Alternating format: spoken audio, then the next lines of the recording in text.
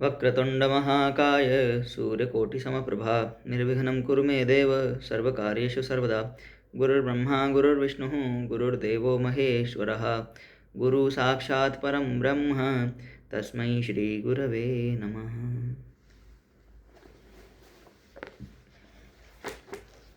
So we are discussing the Yoga Vasishtha,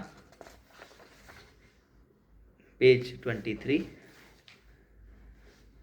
शास्त्रै सदाचार विजृंभित देश धर्मैर यत् कल्पितं फलम् अतीव चिर प्रडूढ़म तस्मिन् हृदि स्फूर्ति कोपनम एति चित्तम अंगावली तद अनु पौरुषम एतद आहु। वशिष्ठ जी ने दूसरे दिन चर्चा प्रारंभ करते हुए कहा, हे राम, जैसा कर्म होता है वैसे उसका फल होता है। स्वकर्म का यही अर्थ है और इसे ही भाग्य भी कहते हैं।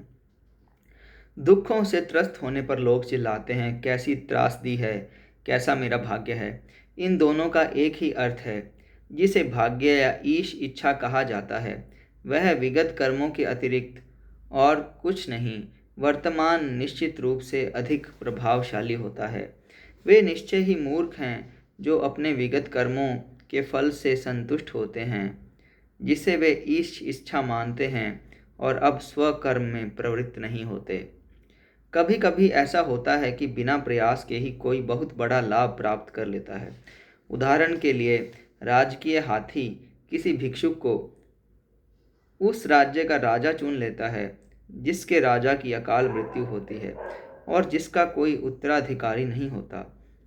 निश्चय ही यह क्रिया ना तो संयोग ही है और ना ईश्वरीय ही, बल्कि भिक्षुक के पूर्व जन्मों के स्वकर्मों का फल है। कभी कभी ऐसा होता है कि ओले पड़ने से किसान की फसल नष्ट हो जाती है। निश्चय ही ओलों की शक्ति किसान के प्रयास से बढ़कर है और अब किसान को पहले से अधिक प्रयास करना होगा। उसे अपरिहार्य हानि पर आंसू नहीं बहाने चाहिए। अगर वह अपना दुख न्यायोचित मानता है तो वह मृत्यु की अपरिहार्यता पर क्यों नहीं प्रतिदिन रोता। ज्ञानी इतना जानता है कि स्वकर्म से क्या प्राप्त किया जा सकता है और क्या नहीं। इस प्रकार बाहरी शक्ति को दोष देना सही नहीं। यह कहना भी ठीक नहीं कि ईश्वर मुझे स्वर्ग या नरक में भेजता है या कोई शक्ति मुझसे यह या वह काम करा रही है। ऐसे अज्ञानी पुरुष से बचना चाहिए। व्यक्ति को रुचियों और कुरुचियों से बचना चाहिए। चरम सत्य की प्राप्ति के लिए प्रयासरत रहना चाहिए और यह समझना चाहिए कि स्वकर्म ही ईश इच्छा का दूसरा नाम है। हम नियतवादी की खिल्ली उड़ाते हैं। स्वकर्म वही है जो सद्ज्ञान से उद्भूत हो। सद्ज्ञान उस व्यक्ति के हृदय में ही प्रकट होता है जिसने धर्मनिष्ठ महानुभावों के चरित्र का अनुसरण किया होता है। So this is the meaning of the shloka. शास्त्रे सदाचार विजृंभित देश धर्मैर यत् कल्पितं फलम् अतीव चिर प्रडूढ़म तस्मिन् हृदि स्फूर्ति कोपनम एति चित्तम अंगावली तद अनु पौरुषम एतद आहु। स्वकर्म वही है जो सद्ज्ञान से उद्भूत हो।